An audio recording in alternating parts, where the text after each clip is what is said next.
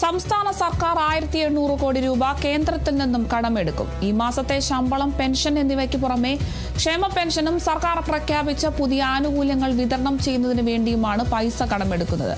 December വരെ 23,000 കോടി രൂപ സംസ്ഥാന സർക്കാരിന് കടമെടുക്കാൻ കേന്ദ്രം അനുമതി നൽകിയിട്ടുണ്ട്.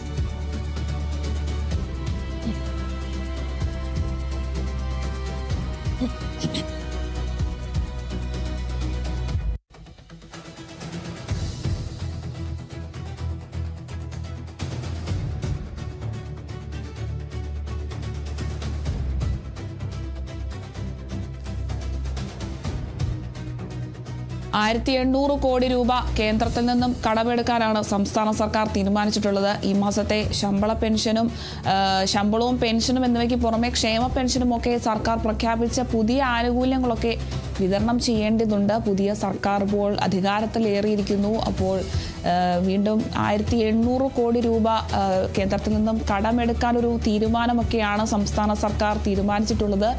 ഈ മാസത്തെ ശമ്പളം നൽകേണ്ടതുണ്ട്, പെൻഷൻ നൽകേണ്ടതുണ്ട്.